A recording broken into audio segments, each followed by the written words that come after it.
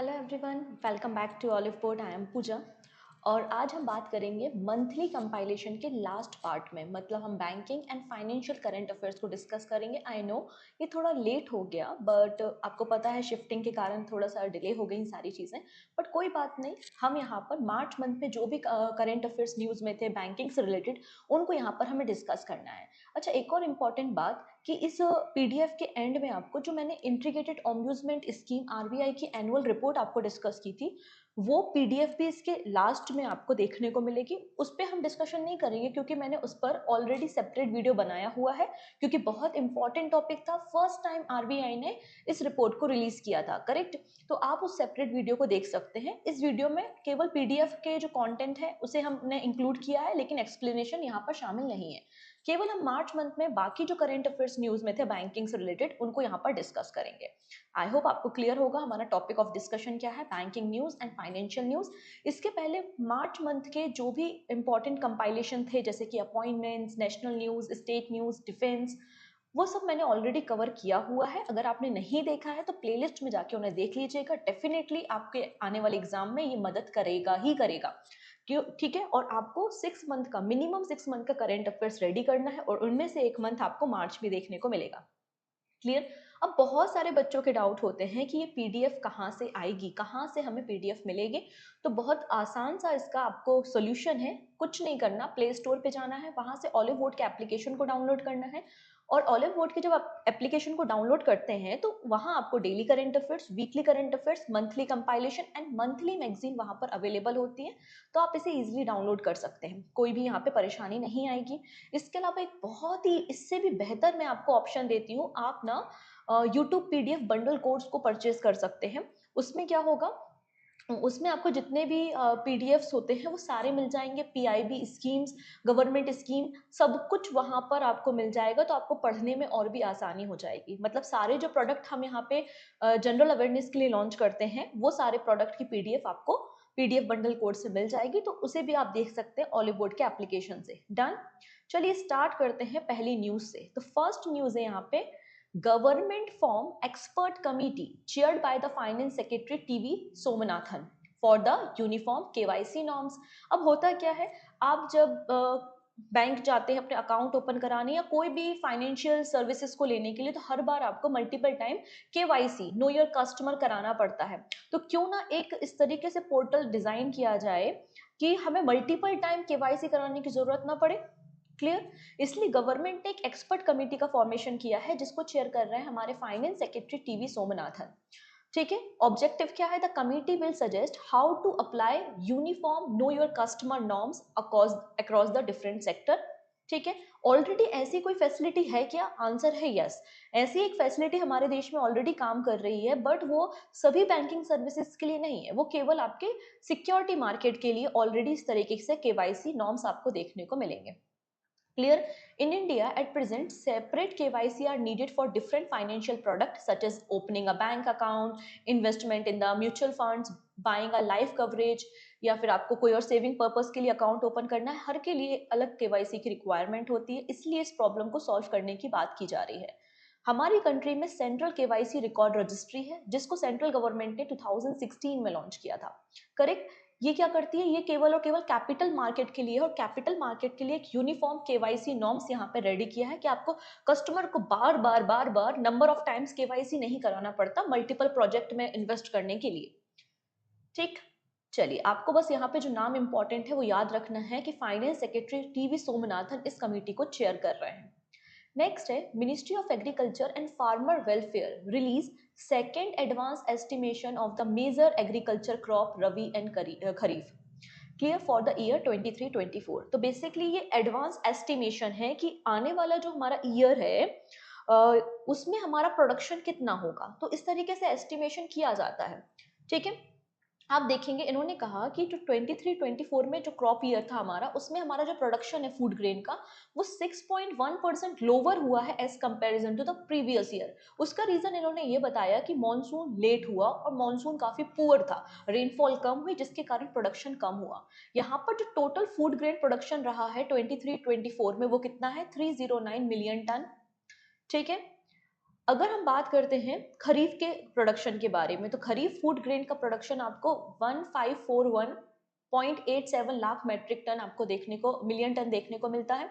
वहीं रवि की क्रॉप का आपको प्रोडक्शन देखने को मिलेगा 1551 लाख मिलियन टन।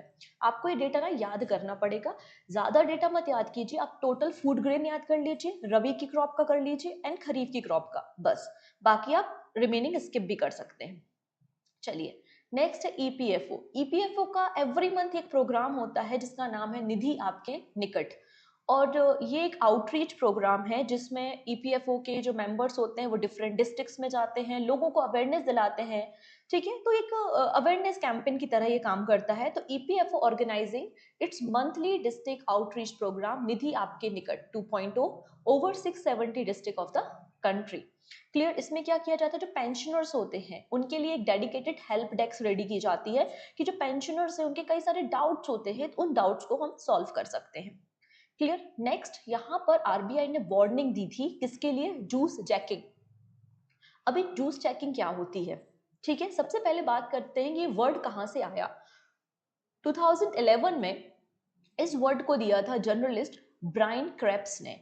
बेसिकली जब हम किसी ऐसे प्रमाइसेस में होते हैं जो कि पब्लिक प्रमाइसेस है, और वहाँ पे जो चार्जिंग पोर्ट्स होते हैं उसमें हम यूएसबी केबल का इस्तेमाल करके अपने फ़ोन को चार्ज कर लेते हैं, लेकिन सम टाइम जो अटैकर्स होते हैं उसके सॉफ्टवेयर को चेंज कर लेते हैं और हमारी यूजफुल इन्फॉर्मेशन जैसे कि password, credit card information, address और जो भी सेंसिटिव डेटा हमारे मोबाइल फ़ोन में स्टोर है उसको हैक कर लेते हैं। ठीक है, तो यहाँ पर आरबीआई ने कॉजनरी मैसेज दिया था मोबाइल फोन यूजर्स के लिए अबाउट द जूस चेकिंग। ठीक है, this type of attack has been growing concern with incident reported in various public spaces जैसे कि airports, hotel, shopping centre etcetera. Next है foreign exchange reserve India status. अब हमारा foreign exchange reserve क्या है? अब फॉरेन एक्सचेंज रिजर्व, जिसे हम फॉरेक्स भी कहते हैं, ये आपको देखने को मिलेगा कि आरबीआई ही केवल और केवल एकमात्र अथॉरिटी होती है जो फॉरेक्स को मेंटेन करने का काम करती है। जो आपका फॉरेक्स होता है वो इंडियन करेंसी को छोड़ के अदर करेंसी, मतलब अदर फॉरेन करेंसी में होता है, जैसे कि US dollar and other currency. इसके अलावा गोल्ड के फॉर्म में भी होता है, सिक्योरिटी के फॉर्म में भी आपको ये देखने को मिल जाएगा, और एसडीआर जो स्पेशल ड्राइंग राइट्स होते हैं उसके फॉर्म में भी आपको फॉरेक्स रिजर्व देखने को मिलता है। यहाँ पे बताया गया कि इंडिया का जो फॉरेक्स रिजर्व है वो 2.98 billion rupees, sorry 2.98 billion dollar increase हुआ है, और हमारा जो कंट्री का फॉरेन एक्सचेंज रिजर्व है वो पहुंच चुका है 619.07 बिलियन डॉलर। ये डेटा आपको याद रखना है, ये हमारी कंट्री का फॉरेन एक्सचेंज रिजर्व आपको देखने को मिल जाएगा। डन। नेक्स्ट है Flipkart introduce it first payment solution Flipkart UPI. ठीक, अब अभी क्या होता है कि आप जैसे कि फ्लिपकार्ट से शॉपिंग करते हो, उसमें पेमेंट का ऑप्शन आता है, तो आप यूपीआई का इस्तेमाल करते हो, और फिर आपको थर्ड पार्टी एप्लीकेशन आपको सर्विसेज प्रोवाइड करता है। मतलब आप फ्लिपकार्ट से तो सामान खरीद रहे हो, प्रोडक्ट वो खरीद रहे हो, लेकिन थर्ड पार्टी किसी दूसरी पार्टी से आपका पेमेंट हो रहा है। क्लियर? अब यहाँ पर जो ई कॉमर्स कंपनी है फ्लिपकार्ट, उन्होंने अपनी ही यूपीआई सर्विस को लॉन्च किया है कि आप हमारे पोर्टल से सामान को खरीदो और हमारे ही यूपीआई से आप इसी के पेमेंट कर दो। ये बात यहाँ पे की गई है। ठीक है, तो e commerce company Flipkart launch its UPI service Flipkart UPI in partnership with the axis bank. किस बैंक की पार्टनरशिप में है? एक्सिस बैंक की पार्टनरशिप में आपको देखने को मिलेगा, और इनिशियली ये केवल एंड्रॉइड यूजर्स के लिए अवेलेबल है। ठीक है, the service will allow its user to make UPI payment without switching to the other application. इसके अलावा इन्होंने कहा है कि हम थर्ड पार्टी जो यूपीआई प्लेटफॉर्म जैसे कि अमेजॉन पे, गूगल पे, पेटीएम, फोन पे, इनके ऊपर डिपेंड नहीं रहना चाहते, इसलिए हमने अपना फ्लिपकार्ट यूपीआई लॉन्च कर लिया है। ठीक है, इसमें कई सारे कैशबैक ऑफर्स भी अवेलेबल होंगे। नेक्स्ट है union cabinet has approved additional allocation of 2500 crore rupees for continuation of interest equalisation scheme on pre and post shipment rupee export credit till the 30th of June 2024। अब ये क्या है? Interest equalisation scheme on pre and post shipment. देखिएगा, for example मैं एक businessman हूँ या फिर एक ट्रेडर हूँ, और मुझे क्या करना है, अपने कार्गो से शिपमेंट करनी है, राइट? किसी दूसरे सामान, किसी दूसरी कंट्री में प्रोडक्ट बेचना है। तो यहाँ पे दो कंडीशन हो सकती है, एक मैन्युफैक्चर हूँ, तो मैन्युफैक्चरर हूँ मैं, तो उसके लिए मुझे रॉ मटेरियल होगा। फॉर एग्जांपल मुझे कोई व्हीकल रेडी करना है, तो उसके लिए रॉ मटेरियल की रिक्वायरमेंट होगी। जब मैं उस प्रोडक्ट को तैयार करूंगी तो उसके बाद ही तो शिपमेंट हो सकेगा। तो हम प्रोडक्ट को रेडी करने के लिए मुझे फाइनेंशियल सपोर्ट चाहिए, पहली कंडीशन तो ये हो सकती है। दूसरा, मैंने अब यहाँ पर मान लेते ऑर्डर प्लेस कर दिया और वहां पे शिपमेंट हो गई, मतलब कार्गो में सामान रख दिया, लेकिन उसको हमें पेमेंट करनी पड़ेगी, तभी तो वो सामान हमारे हमारे तक पहुंचेगा। तो इस तरीके जो pre and post shipment conditions होती हैं, इनमें आपको एक इंटरेस्ट इक्वलाइजेशन स्कीम देखने को मिलती है, और इसके लिए 500 करोड़ रुपीज अलॉट किए हैं यूनियन गवर्नमेंट ने टिल 30 जून 2024। इससे क्या होगा, इससे बेसिकली हम किसी भी बैंक के पास जाएंगे वो सर्टिफिकेट लेके कि देखो हमारा कार्गो शिपमेंट होना है या हमारा प्रोडक्शन रेडी है, हमारी इतनी प्रोडक्शन कॉस्ट है, हमें भेजना है या पेमेंट करना है, तो हम वो सर्टिफिकेशन दिखाएंगे और उसके बिहाफ में बैंक हमको लोन प्रोवाइड करती है। बहुत ही कम इंटरेस्ट रेट में बैंक हमको लोन प्रोवाइड यहाँ पर कर देगी। क्लियर, ये इसका फायदा होता है। तो यहाँ आप देख सकते हैं manufacturer and exporter, merchant exporter, इनको आप जो कि 2% आपको यहाँ पे रेट ऑफ इंटरेस्ट मिलेगा, और जो एमएसएमई एक्सपोर्टर्स है उनको 3% आपको इंटरेस्ट रेट पे लोन प्रोवाइड कर दिया जाएगा बाय द बैंक्स। ये फैसिलिटी कब तक के लिए है, तो 30 जून 2024 के लिए है। अब बैंक ने तो हमें लोन दे दिया, ठीक है, अब बैंक किसके पास जाएगी रियम्बर्समेंट के लिए, तो बैंक पहुंचेगी आरबीआई के पास, ठीक है। तो bank provide interest equalisation scheme benefit to the eligible exporter and claim a reimbursement from the reserve bank of India. Done, तो रिजर्व बैंक ऑफ इंडिया इसका रियम्बर्समेंट ले सकता है। नेक्स्ट बात करेंगे पीबी, मतलब Policybazaar fintech subsidiary get approval from IRDAI to act as a composite insurance broker. देखिएगा तीन प्रकार की चीजें हैं। एक होते हैं डायरेक्ट ब्रोकर, जो डायरेक्टली आपको पॉलिसीज बेचते हैं, जैसे कि मैं कोई कस्टमर हूँ, मुझे पॉलिसी खरीदनी है, लाइफ इंश्योरेंस है या घर का इंश्योरेंस कराना है, तो मैं डायरेक्टली खरीद लूंगी ब्रोकर से, तो वो डायरेक्ट ब्रोकर आपकी इंश्योरेंस होती है। अब कई बार क्या होता है, जो इंश्योरर होते हैं उनको भी री इंश्योरेंस की रिक्वायरमेंट होती है, तो जो कंबाइंड फैसिलिटी है कि आप डायरेक्ट पॉलिसीज को भी बेचो और जो पॉलिसी मेकर्स हैं या फिर जो इंश्योरेंस कंपनी है उनको भी इंश्योरेंस प्रोवाइड करो, तो वो काम कौन करता है, कंपोजिट इंश्योरेंस ब्रोकर्स करते हैं। तो रिसेंटली यहाँ पर आप देखेंगे पीबी मतलब पॉलिसी बाजार फिनटेक सब्सिडरी ने रिसेंटली, मतलब जिसका नाम है पॉलिसी बाजार इंश्योरेंस ब्रोकर, इन्होंने लाइसेंस अप्रूव करा लिया है इरडई से to act as a composite insurance broker. ठीक है, कंपोजिट इंश्योरेंस ब्रोकर बनने के लिए आपके पास जो मिनिमम अमाउंट ऑफ मतलब मनी होनी चाहिए वो 5 करोड़ रुपीज यहाँ पर होनी चाहिए।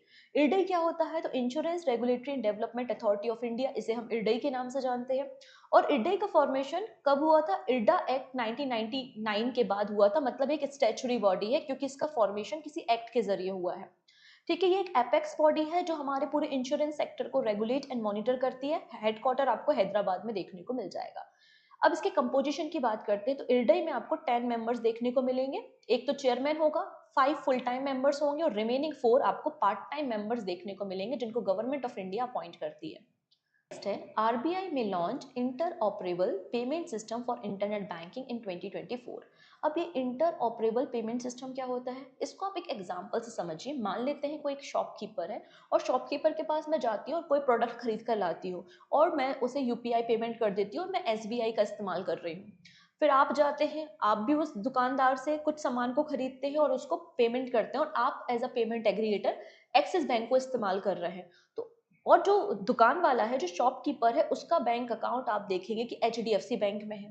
तो अब क्या होगा, एचडीएफसी बैंक को एक्सिस बैंक के साथ, एचडीएफसी बैंक को एसबीआई बैंक के साथ जितने अलग अलग ट्रांजेक्शन हुए हैं सबके साथ अलग अलग उनके पेमेंट एग्रीगेटर के साथ आपको टाई अप करना पड़ेगा, उनके साथ ट्रांजेक्शन्स करने पड़ेंगे। तो कई बार क्या होता है, ये ट्रांजेक्शन काफी डिले हो जाते हैं और सेम टाइम या सेम डे पे ट्रांजेक्शन नहीं हो पाते। तो ये जो प्रॉब्लम आ रही है, इसलिए यहाँ पर आरबीआई ने कहा है कि हम 2024 में इंटर ऑपरेबल पेमेंट सिस्टम को लॉन्च करेंगे जिससे इंटरनेट बैंकिंग सिस्टम को और भी अच्छा बनाया जा सके, जिसके लिए आरबीआई ने अप्रूवल दिया है। किसे अप्रूवल दिया है, NPCI Bharat bill pay limited को अप्रूवल दिया है कि आप इस तरीके से काम कीजिए और इंटर ऑपरेबल पेमेंट सिस्टम को डिजाइन कीजिए। क्लियर है, तो ये बात यहाँ पर कही गई है। नेक्स्ट है Bloomberg to add Indian bond to EM index in January. देखिएगा ब्लूमबर्ग, तो ब्लूमबर्ग ने कहा है कि हम इंडियन बॉन्ड्स को इंक्लूड करेंगे अपने ईएम इंडेक्स में जनवरी में। इससे क्या होगा, इससे फायदा क्या होगा, फायदा ये होगा कि जब आप इतने बड़े इंडेक्स में आपके बॉन्ड्स आएंगे तो ऑब्वियसली बात है फॉरेन इन्वेस्टर्स भी होंगे जो इन बॉन्ड्स को परचेज करेंगे। ठीक है, जिससे हमारी कंट्री में जो इनफ्लो है मनी का वो इंक्रीज हो जाएगा। The Indian bond market is likely to receive inflow $2 billion to $3 billion from the foreign investor after the inclusion of Indian bond in the Bloomberg index. इसके कुछ समय पहले जेपी मॉर्गन ने भी अपने इंडेक्स में इंडियन बॉन्ड्स को include किया था। तो ये सेकेंड इतना बड़ा मर्जर या सेकेंड इतना ग्लोबल आप यहाँ पे चेंजेस देख रहे हैं कि ब्लूमबर्ग भी इंडियन बॉन्ड्स को अपने इंडेक्स में लाने वाली है। डन। बाकी ये तो स्टैटिक पॉइंट है, आप स्टैटिक पॉइंट पीडीएफ से पढ़ सकते हैं कि फुली एक्सेसिबल रूट क्या होता है। ठीक है, अगर आपने डेली करंट अफेयर्स फॉलो किया होगा तो डेफिनेटली मैंने वहां पे इसे डिस्कस किया है। नेक्स्ट है RBI allow customer to choose card network at issuance. देखिएगा, फॉर एग्जाम्पल क्या होता है ना, जो आपके डेबिट कार्ड या क्रेडिट कार्ड होते हैं, तो आपके जो कार्ड इशूअर्स होते हैं या हमारे देश में जो क्रेडिट कार्ड कंपनीज है जैसे कि dinner club, American express, master card, RuPay card, visa, ये सब होते हैं और वो बैंक के साथ पहले से ही एग्रीमेंट साइन कर लेते हैं। मान लेते हैं कि एक्सिस बैंक के साथ मास्टर कार्ड ने एग्रीमेंट साइन किया, तो अगर मैं एक्सिस बैंक की कस्टमर हूँ, एक्सिस बैंक में नया अकाउंट खुलाती हूँ या एक्सिस बैंक से क्रेडिट कार्ड इशू कराती हूँ, तो बाय डिफॉल्ट उसके नीचे क्या लिखा होगा, मास्टर कार्ड। मतलब कस्टमर को चॉइस नहीं है कि वो अपने क्रेडिट कार्ड कंपनी को सिलेक्ट कर सके। यहाँ पे आरबीआई ने कहा है कि नहीं, अब कस्टमर को यहाँ पर हम परमिशन देते हैं, कोई भी बैंक किसी भी क्रेडिट कार्ड कंपनी के साथ किसी भी प्रकार का एग्रीमेंट साइन नहीं करेगी। ठीक है, कस्टमर अपनी पसंद से अपनी क्रेडिट कार्ड कंपनी को चुन सकता है। मान लेते मैं एक्सिस बैंक गई, उनका भले ही कुछ किसी के साथ भी टाई अप हो, कुछ भी हो, हमें कोई मतलब नहीं, मुझे नहीं चाहिए कि मेरा कार्ड के नीचे मास्टर कार्ड लिखा हो, मैं चाहती हूँ कि रुपे कार्ड में, क्योंकि रुपे इंडिया का है, मैं चाहती हूँ कि रुपे कार्ड में मेरा क्रेडिट कार्ड हो, तो मैं अपनी चॉइस कर सकती हूँ। जो पुराने कस्टमर है उनके लिए क्या, तो आरबीआई ने कहा है कि जो पुराने कस्टमर है ना, तो जब वो कार्ड को रिन्यू कराएंगे तो वो अपने अकॉर्डिंगली अपने क्रेडिट कार्ड कंपनी को सिलेक्ट कर सकते हैं। क्लियर। प्रेजेंटली अगर हम देखेंगे तो there are 5 authorised card network in India. कौन कौन से हैं, तो American Express banking, Diners Club, Mastercard, Visa and obvious सी बात है रुपे, और रुपे इंडिया का है।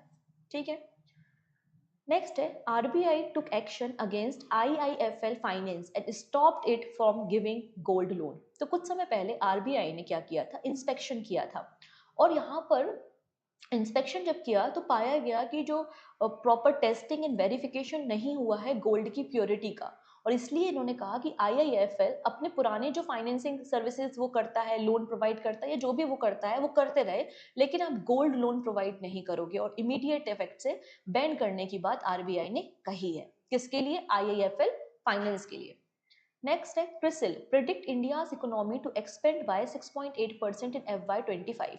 क्रिसिल ने कहा है कि भारत की जीडीपी ग्रोथ FY25 में 6.8% रहेगी, और अगर आप देखेंगे तो करेंट जो फाइनेंशियल ईयर है मतलब FY24 में 7.6% का एस्टिमेशन इन्होंने दिया था।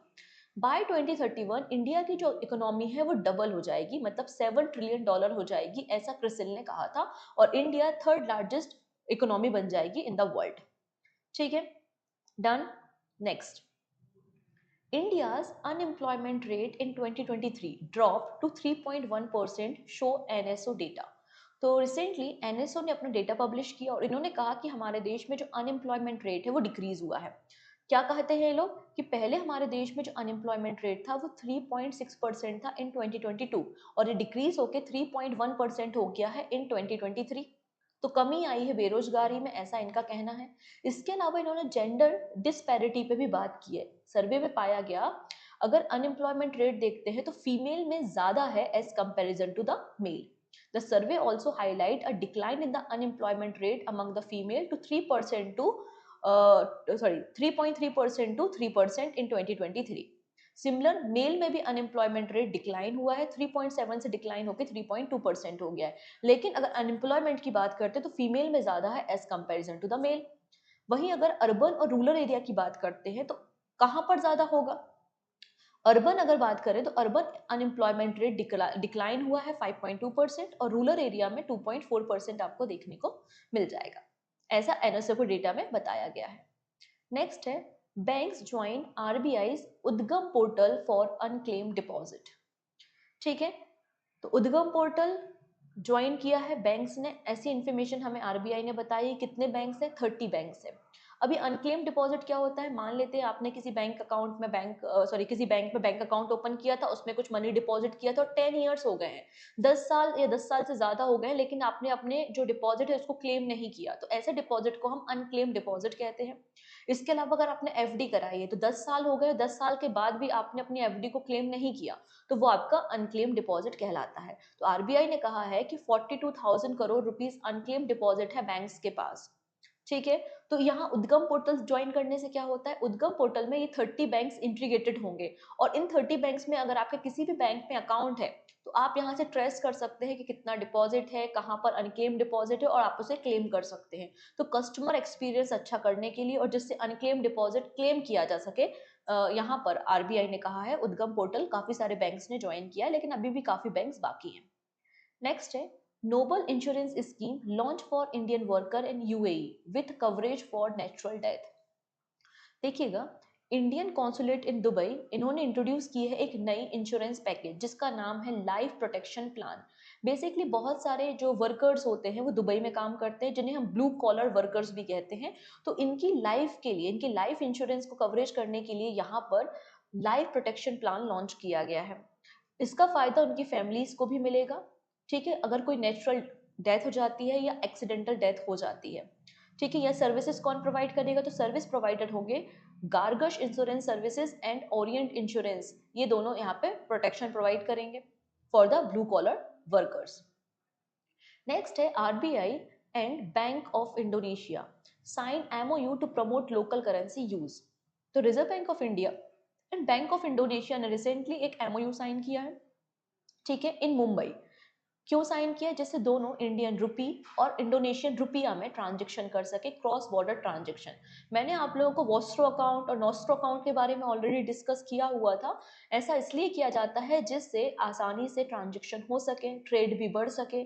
ठीक है, इसलिए यहाँ पे जो भी फॉरेन एक्सचेंज मार्केट होगा वो इंडियन रुपी और इंडोनेशियन रुपया में ट्रांजेक्शन होगा, जिससे हम लोकल करेंसी में ही सेटलमेंट कर सकते हैं और सेटलमेंट का जो टाइम होगा वो भी कम हो जाएगा। Cabinet approve 4% DA hike for the central government employ. तो रिसेंटली यहाँ पर सेंट्रल गवर्नमेंट ने 4% हाइक किया है डीए में। पहले डीए 46% था, अब डीए बढ़ाकर 50% कर दिया है। ठीक है, जिसके लिए यहाँ पे एनुअल जो कॉस्ट आएगी वो 12,000 करोड़ रुपीज एस्टिमेट यहाँ पर की गई है। ठीक है, नेक्स्ट है इन्फीवेम अवेन्यू ऑथराइजेशन फ्रॉम आरबीआई। तो रिसेंटली इंडिया की पहली listed AI power fintech company जिसका नाम है इन्फीवेम अवेन्यू, और इन्हें रिसीव हुआ है फाइनली लाइसेंस या ऑथराइजेशन आरबीआई से एज अ पेमेंट एग्रीगेटर काम करने के लिए। तो as a payment aggregator Infibeam Avenue अब काम करेगा। ठीक है, नेक्स्ट है आरबीआई ने अप्रूवल किया है merger of Fincare small finance bank और एयू स्मॉल फाइनेंस बैंक, और 1 अप्रैल से इफेक्ट में आ चुके हैं, जैसा कि हमने करंट अफेयर्स पर डिस्कस किया था। नेक्स्ट है future generally India insurance company, a private general insurer has launched the most comprehensive women health insurance plan. अब यहाँ पे वीमेंस की रिक्वायरमेंट के हिसाब से कस्टमाइज एक हेल्थ इंश्योरेंस प्लान लॉन्च किया है, किसने, future generally India insurance company ने। ठीक है, जिसका नाम है हेल्थ पावर। नाम क्या है इसका, हेल्थ पावर आपको देखने को मिलेगा। और बहुत सारी जो वीमेंस होती हैं इंडिया में वो अपनी हेल्थ का उतना ध्यान नहीं रखती हैं, तो यहाँ पर बेसिकली वीमेंस अपने हिसाब से इसे कस्टमाइज करा सकती हैं। नेक्स्ट है कर्नाटका विकास ग्रामीण बैंक लॉन्च विकास स्फूर्ति। विकास स्फूर्ति बेसिकली क्या है, जो रूरल एरियाज में छोटे छोटे बिजनेसमैन हैं और उनको मिनिमम लोन की रिक्वायरमेंट है, तो उन लोन के लिए विकास स्फूर्ति को लॉन्च किया गया है, जिसमें मिनिमम लोन 50,000 रुपीज से मैक्सिमम 2 लाख रुपए तक का लोन यहाँ पर ले सकते हैं। इसके अलावा यहाँ पे ये झंझट भी नहीं है कि मंथली पेमेंट करना है, नहीं, आप डेली पेमेंट कर सकते हो। आप डेली 100 रुपीज बैंक में जमा कराना चाहते हो, आप डेली 100 रुपीज बैंक में जमा करा लो, तो डेली डिपॉजिट है ये बेसिकली। ठीक है, चेयरमैन कौन है कर्नाटका विकास ग्रामीण बैंक के, तो श्रीकांत एम वांडीवाड आपको इसके देखने को मिलेंगे चेयरमैन। नेक्स्ट है निर्मला सीतारमन, जो कि मिनिस्ट्री ऑफ फाइनेंस को संभालती है, inaugurates LIC international business centre and receive interim dividend. तो रिसेंटली निर्मला सीतारमन जी ने यहाँ पर एक इंटरनेशनल बिजनेस सेंटर LIC का लॉन्च किया है और उसके अलावा LIC से गवर्नमेंट ऑफ इंडिया को 2441 करोड़ रुपीस का डिविडेंड भी प्रोवाइड हुआ है। डिविडेंड क्या होता है? डिविडेंड होता है प्रॉफिट। मान लेते हैं मेरी कोई कंपनी है और मेरी कंपनी का इस साल का प्रॉफिट हो गया, मान लेते हैं 50 रुपीज मेरा कंपनी का प्रॉफिट है, तो जो भी मेरी कंपनी के शेयर होल्डर्स होंगे उसमें या तो क्या किया जाएगा, ये जो प्रॉफिट है, डिविडेंड है, उसको डिस्ट्रीब्यूट कर दिया जाएगा या वापस से कंपनी के ही कामों में लगा लिया जाएगा। ये डिसाइड कौन करता है? बोर्ड मीटिंग में ये डिसाइड किया जाता है। ठीक है, डन। गिफ्ट सिटी में वर्चुअल मोड से इंटरनेशनल बिजनेस सेंटर LIC का ओपन किया है निर्मला सीतारमन जी ने। State bank of India achieve landmark of 500 million customers. तो यहाँ पे स्टेट बैंक ऑफ इंडिया का एक और अचीवमेंट हुआ है कि 500 million customer state bank of India को ज्वाइन कर सकते हैं, मतलब लगभग 50 करोड़ कस्टमर्स। क्लियर? दिनेश कुमार खारा जो कि चेयरमैन है SBI के, उन्होंने ये बात हमें बताई है। In addition to the customer milestone, SBI ने ओवरटेक कर लिया है इन्फोसिस को और SBI 5th most valued firm बन गई है हमारी कंट्री की मार्केट वैल्यूएशन के हिसाब से। ठीक है, अगर हम टॉप 5 मोस्ट वैल्यूड कंपनीज के बारे में बात करें इंडिया में, तो सबसे ऊपर है रिलायंस। रिलायंस के बाद आपको TCS, HDFC, ICICI बैंक और SBI देखने को मिलेगी और SBI ने किसे ओवरटेक किया है? इन्फोसिस को किया है। अब यहाँ पे गवर्नमेंट ऑफ इंडिया ने जो स्मॉल सेविंग स्कीम्स होती हैं उसके Q1 मतलब FY25 के लिए इंटरेस्ट रेट डिफाइन किए हैं, जो कि 1 अप्रैल से शुरू हो गए और 30 जून तक यही आपको इंटरेस्ट रेट देखने को मिल जाएंगे। क्या है वो इंटरेस्ट रेट? तो आप देख पाएंगे यहाँ पर सेविंग डिपॉजिट पे 4% है, इसको ध्यान रखिएगा। फिर senior citizen saving scheme 8.2, Sukanya Samriddhi account 8.2 है, किसान विकास पत्र याद रखेंगे 7.5 और आपका जो PPF मतलब पब्लिक प्रोविडेंट फंड है वो 7.1% इंटरेस्ट पे काम करेगा। ठीक है, सारे नहीं याद करने, जो मैंने हाईलाइट किए थे केवल उनको ही आप याद रखिएगा। नेक्स्ट है government to invest 7% stake in NLC India. NLC India मतलब न्यायवेली लिग्नाइट कॉर्पोरेशन के नाम से जाना जाता है और गवर्नमेंट इसमें 7% स्टेक डिसइन्वेस्टमेंट करेगी, मतलब गवर्नमेंट के जो NLC इंडिया में शेयर्स होंगे 7% शेयर को वो मार्केट में उतारेगी, जिसकी अप्रोक्सीमेटली कॉस्ट 2100 करोड़ रुपीज होगी। ठीक है, done. Aditya Birla Capital and Aditya Birla Finance announced scheme of amalgamation for the creation of the larger NBFC। amalgamation मतलब एक तरीके से आप मर्जर कह सकते हैं कि दोनों एंटिटी को मिलाते हैं और फिर नया एंटिटी बनाया जाता है नए नाम के साथ, जिसके नए बोर्ड ऑफ मेंबर्स होते हैं। सो आदित्य बिरला ग्रुप और आदित्य बिरला फाइनेंस ने अनाउंस किया है हम इन दोनों को मर्ज करके एक लार्जर NBFC क्रिएट करेंगे। ठीक है, नेक्स्ट है The Competition Commission of India मतलब CCI has approved the merger of financial technology company Garagepreneur Internet Private Limited with the North East Small Finance Bank। तो यहाँ पे north east small finance bank और gardener प्रेन्योर internet private limited, इन दोनों के merger को approval दे दिया है competition commission of India ने। ठीक है, अब ये क्या करती है? तो ये जो कंपनी है GIPL, इसका एक ब्रांड नेम है जिसका नाम है स्लाइस और ये क्या करता है? ये आपका डिजिटल एक नेटवर्क है, एक डिजिटल प्लेटफॉर्म है, डिजिटल फैसिलिटी बैंकिंग सेक्टर में प्रोवाइड करता है और north east small finance bank इन डिजिटल फैसिलिटी को इस्तेमाल करना चाहता है, इसलिए इस मर्जर को बेसिकली अप्रूव दिया गया है। North east small finance bank का हेडक्वार्टर गुवाहाटी में मिल जाएगा। 2017 में इसका फॉर्मेशन हुआ था एंड MD एंड CEO है Satish Kumar Kalra. Done. This is important news, actually इसे आप याद रखेंगे। हम बात कर रहे हैं अवाना सस्टेनेबिलिटी फंड के बारे में और ये फंड किसने क्रिएट किया है? तो ये फंड क्रिएट किया है आपके SIDBI मतलब small industry development bank of India ने। ठीक है, Awana sustainability fund 120 million venture capital fund है। ठीक है, जिसको SIDBI ने लॉन्च किया था और बेसिकली क्लाइमेट से रिलेटेड जो भी प्रोजेक्ट्स होते हैं उनको फंडिंग करने का काम करता है। तो रिसेंटली SIDBI को $24.5 मिलियन का इन्वेस्टमेंट मिला है। कहाँ से? ग्रीन क्लाइमेट फंड से। और ग्रीन क्लाइमेट फंड के बारे में बात करते हैं तो ये फंड बेसिकली वर्ल्ड का लार्जेस्ट क्लाइमेट फंड है जो कि United nation framework convention of climate change के अंदर काम करता है और इन्होंने भारत में SIDBI को ये इन्वेस्टमेंट दिया है जिससे हम रिन्यूएबल एनर्जी या फिर क्लाइमेट से रिलेटेड प्रोजेक्ट में ज़्यादा से ज़्यादा इन्वेस्टमेंट कर पाए। IndusInd Bank has introduced Indus Paywear, a new wearable payment solution available on the Mastercard। तो यहाँ पर आप देख पाएंगे, यहाँ पर इंडस बैंक ने इंडस पे बियर नाम से एक नया बियरेबल सॉल्यूशन पेमेंट सॉल्यूशन लिया है, जो कि मतलब जो हमारे एसेसरीज होते हैं ना उन एसेसरीज की मदद से जस्ट आप टैप एंड पे ट्रांजेक्शन कर सकते हैं। और इसके लिए इन्होंने किसके साथ मतलब मास्टर कार्ड के साथ ये अवेलेबल होगा। तो Indus pay where aim to deliver unparalleled flexibility, convenience, and security to the user. It is a fine example of how Mastercard leverage its expertise to allow customer the power to choose between and make payment using their favorite behavioral device. अब watch के form में या other किसी form में भी इसका इस्तेमाल कर सकते हो।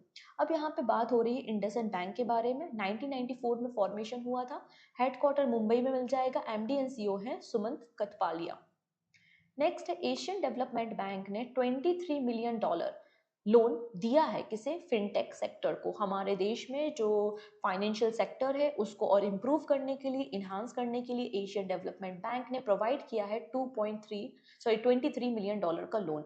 कहाँ पर? तो international fintech institute gift city Gujarat में। ठीक है, डन। अभी फिनटेक क्या होता है तो आपको पता है, फाइनेंशियल टेक्नोलॉजी, बेसिकली कॉम्बिनेशन है फाइनेंशियल टेक्नोलॉजी का। जो भी आप डिजिटल प्रोडक्ट देखते हो फाइनेंशियल सेक्टर में वो आपका फिनटेक ही कहलाता है। यहाँ पर एडिशनल इन्फॉर्मेशन है about the Asian Development Bank. Next है private bank share in deposit rise to the 34%। यहाँ पर रिसेंटली आरबीआई ने डेटा प्रोवाइड किया और कहा कि जो प्राइवेट सेक्टर बैंक है उनमें डिपॉजिट इंक्रीज हुआ है, लेकिन वही पब्लिक सेक्टर बैंक जो है उनका डिपॉजिट आप देखेंगे बहुत ही ज़्यादा डिक्लाइन हुआ है या कम हुआ है। The share of the private sector bank of the total deposit has rise significantly, और ये 34% टोटल डिपॉजिट का पहुंच चुका है। ठीक है, इन 2023। वहीं अगर हम पब्लिक सेक्टर बैंक की बात करते हैं तो वो डिक्लाइन हुआ है। कितना? 66% से डिक्लाइन होकर 59% हो गया। मतलब ज्यादातर लोग अब प्राइवेट सेक्टर बैंक में डिपॉजिट कर रहे हैं as comparison to the public sector bank. इस रिपोर्ट से यही हमें पता चलता है। ठीक है, अब India foreign exchange reserve hit a 2 year high. 2 सालों में सबसे ज्यादा हाईएस्ट गया है इंडिया का फॉरेन एक्सचेंज रिजर्व। आप इंडिया का टोटल रिजर्व यहाँ पर देख पाएंगे कि हमारा टोटल जो रिजर्व है वो कितना है, 636 यूएस डॉलर, जो कि बिलियंस में है। बेसिकली 636 बिलियन डॉलर आपको देखने को मिल जाएगा। ठीक है, the foreign exchange reserve include gold kept by the RBI. After China India जो है वो सेकेंड लार्जेस्ट कंज्यूमर भी है पूरे वर्ल्ड में गोल्ड का। ठीक है, अब यहाँ पे एकमात्र सोल कस्टोडियन कौन होता है? रिजर्व बैंक ऑफ इंडिया होता है अंडर द आरबीआई एक्ट 1934। और ये 15 मार्च तक का डेटा आपको मिल जाएगा। हमारा जो गोल्ड रिजर्व है वो भी आप देख सकते हैं। हमारा जो गोल्ड रिजर्व है वो 50 बिलियन डॉलर का आपको गोल्ड रिजर्व देखने को मिलेगा, जो कि हमारे टोटल फॉरेक्स का 7.9% है।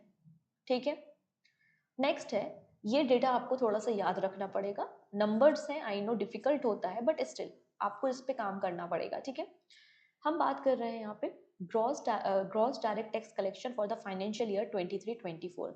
ये देखो, जब फाइनेंशियल ईयर खत्म होता है तो उसके बाद कितना हमारा टैक्स कलेक्शन हुआ है, जीएसटी कलेक्शन कितना हुआ है, आईजीएसटी क्या हुआ है, वो सारी बातें यहाँ पे पब्लिश होती हैं, राइट। तो यहाँ पे भी बात हो रही है gross direct tax collection financial year 23-24 में, और यहाँ पर ग्रोथ हुई है कितनी? 18.74% की ग्रोथ यहाँ पर ग्रॉस डायरेक्ट टैक्स कलेक्शन में हुई है।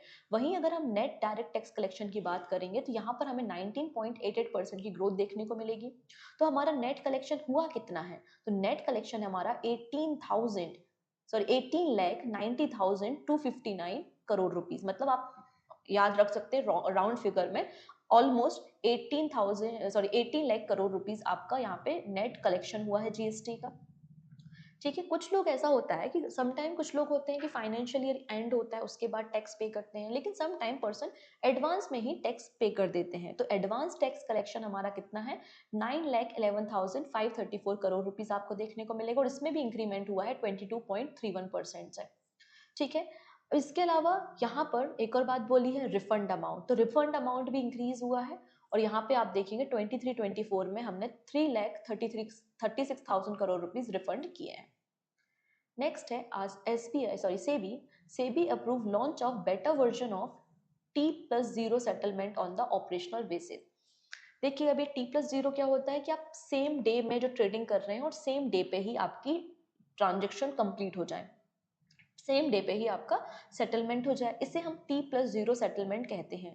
तो यहाँ पे बताया गया है, सेबी ने कहा है कि हम यहाँ पर पायलट बेसिस पे वेटा वर्जन लॉन्च करेंगे T+0 सेटलमेंट के लिए। इसका ये मतलब होता है कि जो फंड एंड सिक्योरिटी है, ट्रांजेक्शन्स हो रहा है, वो सेम डे पे ही आपका सेटलमेंट हो जाए। अभी हमारे देश में क्या चलता है, एट प्रेजेंट इंडिया में security market T+1 settlement cycle पे काम करता है, मतलब नेक्स्ट डे आपका सेटलमेंट हो पाता है। हमें यहाँ पे T+0 लेकर आना है, ऐसा इन्होंने कहा है। बाकी पूरी हिस्ट्री है कि कैसे पहले हम T+5 में थे, फिर हम T+3 में गए, फिर आज हम T+1 में हैं, और कैसे अब हमें T+0 में जाना है। ठीक। नेक्स्ट है Paramount to sell Viacom 18 stake to the Reliance in India exit. तो पैरामाउंट में जो इनके स्टैक थे, बाइकॉम 18 के जो स्टैक थे पैरामाउंट में, तो वो बेच रहा है रिलायंस को और इंडिया से एग्जिट ले रहा है। तो रिलायंस इंडस्ट्री एक्वायर कर रही है 13.01 stake in the Viacom 18 media private limited, जिसके पास मतलब ये जो 13% स्टैक थे वो पैरामाउंट के पास थे, और पैरामाउंट ने बाइकॉम के 13% स्टैक रिलायंस को बेच दिए, जिनकी टोटल कॉस्टिंग कितनी है, $517 मिलियन आपको देखने को मिल जाएगी। और बाइकॉम 80 में तो ऑलरेडी मैक्सिमम शेयर किसके हैं, रिलायंस के हैं। ऑलमोस्ट 57% जो शेयर्स हैं वो रिलायंस के हैं, और जब वो 13% स्टैक को और खरीद लेगा तो बाइकॉम 80 में जो रिलायंस के टोटल शेयर हो जाएंगे वो 70.49% आपको देखने को मिल जाएंगे। Clear. Next, L&T Finance holding pact with JICA for $125 million funding. देखिएगा, यहाँ पे बात हो रही है जो नॉन फाइनेंस बैंकिंग कंपनी है, नॉन बैंकिंग फाइनेंशियल कंपनी मतलब NBFC है, नाम है L&T फाइनेंस होल्डिंग लिमिटेड। इन्होंने एक एग्रीमेंट साइन किया है किसके साथ, जापान इंटरनेशनल कॉर्पोरेशन एजेंसी के साथ, और ये हमें $125 मिलियन की फंडिंग कर रहे हैं। किस चीज़ में फंडिंग कर रहे हैं, तो यहाँ पर बेसिकली हमें फाइनेंशियल सपोर्ट करना है रूरल एरियाज में और पेरी अर्बन एरियाज में, मेल को भी फीमेल को भी, लेकिन जो इंपॉर्टेंट बोरोवर्स होंगी हमारी वो फीमेल होंगी। तो फीमेल को हमें फाइनेंशियल सपोर्ट करने के लिए हमने ये एग्रीमेंट साइन किया है। At least 40% of the proceeds will be allocated for the women borrower, और रेस्ट ऑफ द जो है वो स्मॉल फार्मर्स और MSME को दिया जाएगा। डन। नेक्स्ट है insurance sector attract massive 54,000 crore FDI इन 9 ईयर्स। तो रिसेंटली हमारे जो फाइनेंशियल सर्विस सेक्रेटरी है, नाम क्या है इनका, विवेक जोशी, इन्होंने बताया कि इंश्योरेंस सेक्टर में काफ़ी ज़्यादा FDI इनफ्लो हमें देखने को मिला। 9 ईयर्स मतलब 2014 से 2024 के बीच में लगभग 53,900 करोड़ रुपीस FDI आया है। कहाँ पर, इंश्योरेंस सेक्टर में। क्लियर, ये बात हमें बताई गई। अब यहाँ पे बात हो रही है इंश्योरेंस के बारे में, तो यहाँ पर हमें कमेटी के बारे में बात करनी चाहिए कि प्रेजेंटली हमारे देश में 70 कंपनीज हैं जो कि इंश्योरेंस सेक्टर में काम कर रही हैं, और यहाँ पर RN मल्होत्रा कमेटी का फॉर्मेशन किया गया था हमारे इंश्योरेंस सेक्टर को रिफॉर्म करने के लिए 1993 में, और उसके बाद इन्होंने कहा इन 2000 कि गवर्नमेंट ऑफ इंडिया ने प्राइवेट सेक्टर को भी इंश्योरेंस सेक्टर में अलाउ करने की बात की, और फॉरेन कंपनीज को भी अलाउ किया इंश्योरेंस सेक्टर में, लेकिन फॉरेन कंपनीज को केवल 26% तक FDI अलाउ थी। बाद में हमने 2015 में क्या किया, FDI को बढ़ा दिया, 26 से बढ़ाकर हमने इसको 49 और 49 से बढ़ाकर 74% कर दिया इन 2021। तो अप टू 74% तक हमें हमारी 2015 में FDI अलाउ थी। क्लियर। डन। अब यहाँ पे increase in penetration, insurance penetration and density in the country, ये भी इंक्रीज हुई है। इंश्योरेंस सेक्टर पेनिट्रेशन हमारी कंट्री में इंक्रीज हो गया है कितना, 4%। पहले 3.9% था, इंक्रीज होकर 4% हो गया है। ठीक है। इसके अलावा जो इंश्योरेंस डेंसिटी है वो भी हमारी इंक्रीज हुई है, कितनी हो गई है, $92 आपको देखने को मिलेगी, पहले $52 आपको देखने को मिलती थी। डन। अभी इंश्योरेंस सेक्टर पेनिट्रेशन होता क्या है, तो बेसिकली जितने भी हमारा टोटल इंश्योरेंस प्रीमियम है paid in a year to the country's gross domestic product, तो टोटल जो इंश्योरेंस प्रीमियम पे हो रहा है और उसका रेशियो आप कर दीजिए GDP के साथ, तो इसे हम क्या बोलेंगे, इंश्योरेंस पेनिट्रेशन बोलेंगे। अगर ये इंक्रीज होता है इसका मतलब इंश्योरेंस सेक्टर ग्रो हो रहा है हमारी कंट्री में। क्लियर। बट स्टिल कुछ ऐसे सेक्टर हैं जिसमें FDI अभी अलाउ नहीं है, तो आप यहाँ पे देख सकते हैं वो सारे सेक्टर जहाँ पे FDI अलाउ नहीं की गई है। नेक्स्ट जो न्यूज़ में बता रही हूँ वो बहुत इंपॉर्टेंट है, हम बात करेंगे credit assistant programme for Jan Aushadhi केंद्र के बारे में। देखिएगा, सिडबी और पीएमबीआई, इन दोनों ने मिलकर 2 एग्रीमेंट साइन किए हैं। मतलब small industry development bank of India and pharmaceutical and medical device bureau of India ने 2 एग्रीमेंट साइन किए। क्या है एग्रीमेंट? मान लेते हैं कि मैं एक पर्सन हूँ और मैं अपना एक स्टोर ओपन करना चाहती हूँ, मेडिकल स्टोर, फार्मास्यूटिकल कंपनी का स्टोर। तो बिल्कुल मैं अपना स्टोर ओपन कर सकती हूँ। तो स्टोर ओपन करने के लिए जो भी रेंट आएगा, जो भी इलेक्ट्रिसिटी या एसी की ज़रूरत है, तो उस सब के लिए मैं लोन ले सकती हूँ। उस सब के लिए मैं लोन ले सकती हूँ। और लोन मुझे कौन प्रोवाइड करेगा? सिडबी मुझे लोन प्रोवाइड करेगी जन औषधि केंद्र को सेटअप करने के लिए। ठीक है, तो यहाँ पे इनवॉइस बेस्ड फाइनेंसिंग यहाँ पे बताई गई है कि यहाँ आप जन औषधि केंद्र को सेटअप कर सकते हो।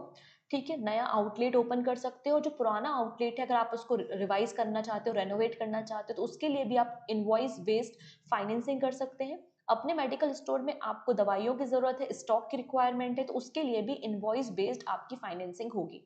ठीक है, यहाँ पे सिडबी आपको लोन प्रोवाइड करेगा।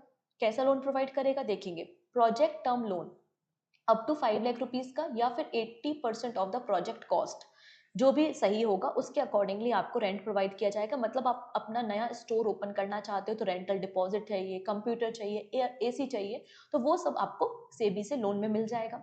और लोन का जो पीरियड होगा वो 3 इयर्स होगा। ठीक है, वहीं अगर हम बात करते हैं वर्किंग कैपिटल असिस्टेंट, जिसमें आपको अप टू 2 लाख रुपीज तक का लोन प्रोवाइड किया जाएगा, जिसमें आप डिजिटल ऐप, जो आपका सहाय डिजिटल ऐप है, वहां से क्या कर सकते हो, मेडिकल्स को या फिर जो मेडिसिन है उनको प्रोक्योर कर सकते हो।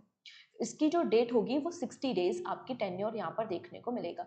कोई भी कोलेटरल सिक्योरिटी नहीं होगी, नो थर्ड पार्टी गारंटी, किसी थर्ड पार्टी गारंटी की रिक्वायरमेंट भी नहीं होगी। बस और बस आपको उद्यम रजिस्ट्रेशन होना चाहिए। क्लियर है? जन औषधि स्कीम, प्रधानमंत्री जन औषधि योजना को सितंबर 2015 में लॉन्च किया गया था, जिससे हर एक व्यक्ति को हमारी कंट्री में अफोर्डेबल रेट में जेनेरिक मेडिसिन मिल सके।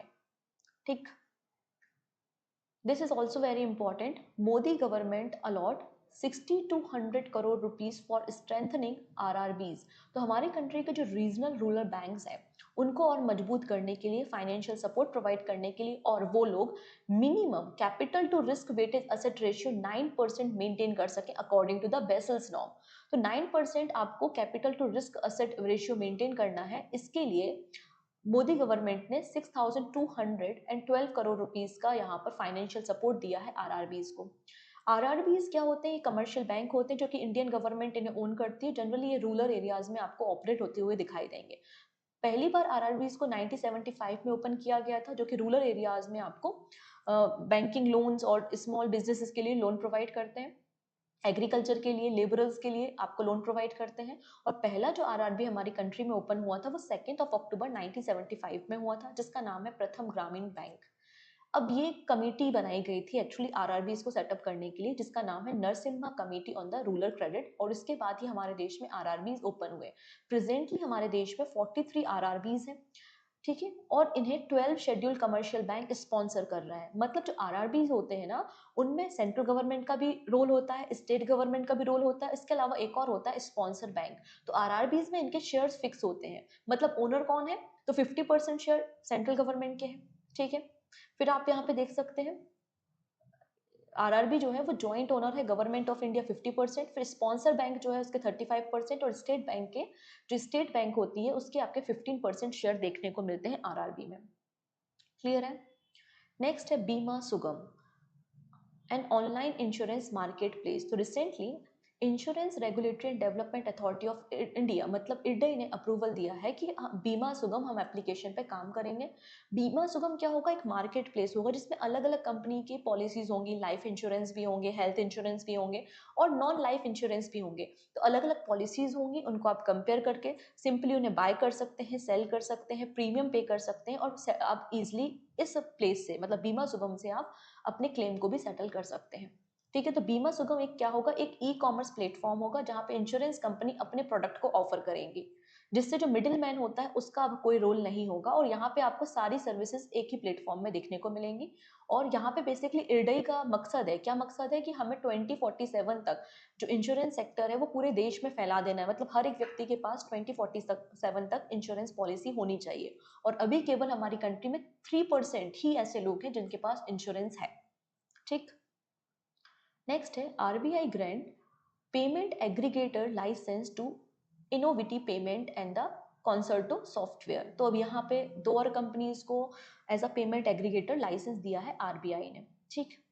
फेडरल बैंक लॉन्च फ्लैश पे in the partnership with NPCI for contact lens payment. देखिएगा, फेडरल बैंक ने एक रुपए स्मार्ट की चेन फ्लैश पे को लॉन्च किया है, जो कि कॉन्टेक्टलेस आपकी पेमेंट सिस्टम है। आप मेट्रो स्टेशन पे या जो आपके पीओएस होते हैं, पॉइंट ऑन सेल टर्मिनल, वहां पर आप कॉन्टेक्टलेस पेमेंट कर सकते हैं जस्ट टैप करके। तो 5,000 रुपीज तक का आप पेमेंट विदाउट पिन कर सकते हैं, और अगर आपको 5,000 रुपीज से ऊपर का पेमेंट करना है तो आपको पिन की रिक्वायरमेंट होगी, और पर डे की जो लिमिट होगी वो 1,00,000 रुपीज होगी। ठीक है। और यहाँ पर सिक्योर्ड आपको पेमेंट अलाउ करता है फ्लैश पे। फेडरल बैंक ने रिसेंटली अपनी 600 नंबर की ब्रांच को भी ओपन किया है केरला में।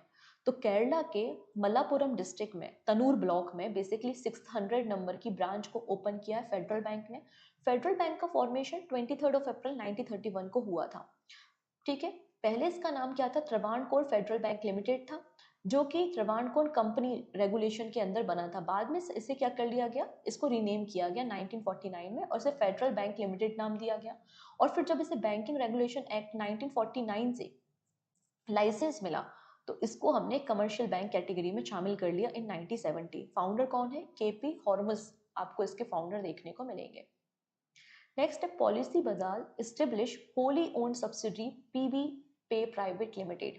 तो यहाँ पे पॉलिसी बाजार कह रहा है कि हम अपनी एक सब्सिडरी ओपन करेंगे जिसका नाम है पीबी पे प्राइवेट लिमिटेड, जो कि होली ओन सब्सिडरी होगी और एज अ पेमेंट एग्रीगेटर काम करेगी।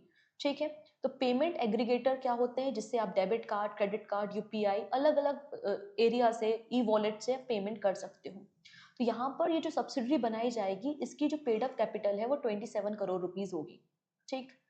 India to replace minimum wage to the living wages by the 2025। अब गवर्नमेंट ऑफ इंडिया ने कहा है कि जैसे कि डेवलप्ड कंट्रीज होती हैं, डेवलप्ड कंट्रीज में लिविंग वेज चलते हैं। लिविंग वेजेस में आपका रोटी कपड़ा मकान तो कवर होता ही है, इसके अलावा हेल्थ एजुकेशन पे भी ध्यान दिया जाता है। हमारी कंट्री में क्या होता है, मनरेगा के अंदर जो आपके 1 डे के वेजेस डिसाइड होते हैं ना, जिनको हम मिनिमम वेजेस कहते हैं। तो अब हम भी एक तरीके से मिनिमम वेजेस से लिविंग वेजेस की तरफ शिफ्ट होंगे 2025 में। क्लियर है? ये बात यहाँ पे कही गई है, जिसके लिए हमें एक टेक्निकल असिस्टेंट की जरूरत पड़ेगी, टेक्निकल सपोर्ट की रिक्वायरमेंट होगी, और वो टेक्निकल सपोर्ट हमें प्रोवाइड करेगा इंटरनेशनल लेबर ऑर्गेनाइजेशन। मतलब इंडियन गवर्नमेंट ने इंटरनेशनल लेबर ऑर्गेनाइजेशन के साथ टेक्निकल पार्टनरशिप की है। नेक्स्ट है NHPC got loan from Japan for renewable project in Bikaner Rajasthan. तो रिसेंटली NHPC जो कि इंडिया की largest hydro power utility company है, इसको जापान से लोन मिल रहा है राजस्थान में अपने प्लांट को सेटअप करने के लिए। और ये लोन कितना है? 20 बिलियन जापानीज येन में ये लोन प्रोवाइड किया जा रहा है by the Japan bank for international corporation. ठीक है। तो ये 300 मेगावाट का सोलर पावर प्रोजेक्ट कहाँ पे लगाया जाएगा? बीकानेर में इसको सेटअप किया जाएगा। ठीक। National hydro electric power corporation limited 1975 में बना था। फरीदाबाद हरियाणा में हेडक्वार्टर है। मिनिस्ट्री ऑफ पावर इसकी ओनर है, और चेयरमैन कौन है? राजेंद्र प्रसाद गोयल इसके चेयरमैन आपको देखने को मिल जाएंगे। अब यहाँ पे एक और एग्रीमेंट साइन हुआ है। कंपटीशन कमीशन ऑफ इंडिया ने रिसेंटली अप्रूव किया है कि 100% acquisition of Lanco Amarkantak power limited. तो ये जो लैंको अमरकंटक पावर लिमिटेड है, इसको 100% एक्वायर कर लिया है। किसने कर लिया है? अडानी पावर लिमिटेड ने। ठीक है। अडानी पावर लिमिटेड, जो कि अडानी ग्रुप का ही पार्ट है, उस कंपनी ने 100% share Lanco Amarkantak power limited के एक्वायर कर लिए हैं, जो कि थर्मल पावर जनरेट करती है। मध्य प्रदेश में आपको ये कंपनी देखने को मिल जाएगी। नेक्स्ट है domestic systematically important insurance.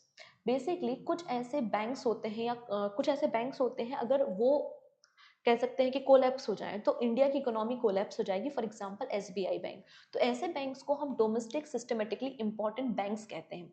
Similar ऐसे कुछ इंश्योरेंस फर्म है हमारी कंट्री में जो हमारी इकोनॉमी के लिए जरूरी है। अगर वो कोलैप्स हो जाते हैं तो उससे इंडिया की इकोनॉमी पे काफी असर पड़ेगा। ठीक है। The failure of such insurance companies can destabilise the countries financial system. तो ऐसे इंश्योरेंस फर्म को हम डोमेस्टिक सिस्टमेटिकली इंपॉर्टेंट इंश्योरेंस कहते हैं।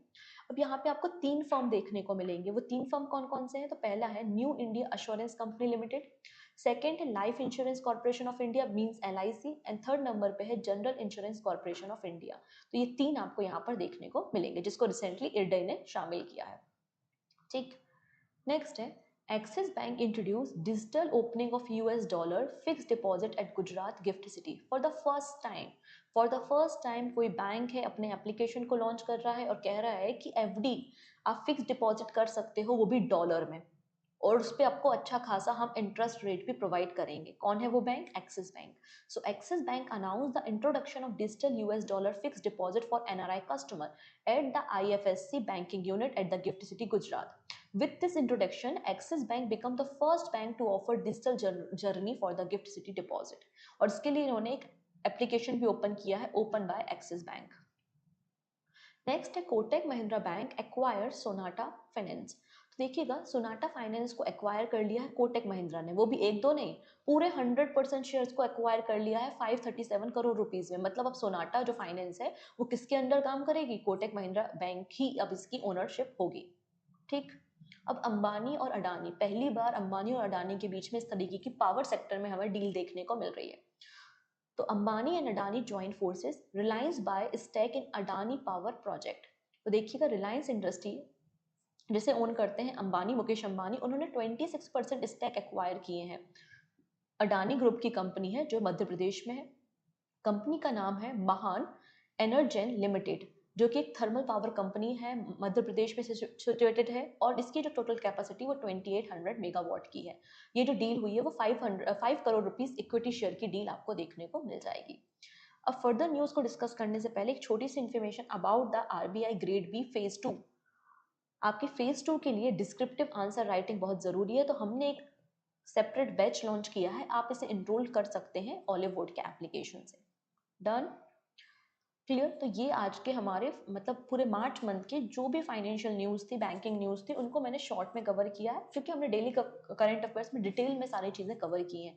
तो ये PDF में अपलोड कर दूंगी, तो आपको रिवीजन करने में काफ़ी आसानी हो जाएगी। अब जब आप रिवीजन करोगे ना, तो ये जो दिख रहा है ना आपको RBI एनुअल रिपोर्ट, इसको आप बहुत डीपली पढ़ना। सारे पॉइंट्स अगर आपको नहीं समझ में आ रहे हैं तो मैंने सेपरेट वीडियो बनाया हुआ है, प्लेलिस्ट में जाना, इंटीग्रेटेड अम्यूजमेंट स्कीम, और इसको बिल्कुल रट लेना। यहाँ से 2 क्वेश्चन बनने हैं, ठीक है, फेज 1 में भी बनेगा, फेज 2 में भी बनेगा। तो ध्यान से इसको पढ़ लेना, क्योंकि पहली बार RBI ने इस रिपोर्ट को इशू किया था। ठीक है, यहाँ पे बेसिकली बताया गया है कि हमारा टर्न अराउंड टाइम कितना है, या फिर हमें कितनी यहाँ पे कंप्लेंट मिली है, हमने कितनी कंप्लेंट को डिस्पोज कर दिया है, वो कौन सा एरिया है जहाँ से हमें मैक्सिमम कंप्लेंट रिसीव हुई है, इसके बारे में बताया गया है पूरा। यहाँ पे आपको एरिया वाइज, टॉपिक वाइज सारा ये डेटा मिल जाएगा, और PDF में इंक्लूड है। क्लियर है? आई होप आपको सारी बातें क्लियर हो गई होंगी। सो मिलते हैं हम नेक्स्ट वीडियो में, तब तक अपना ध्यान रखिएगा। Take care and bye bye.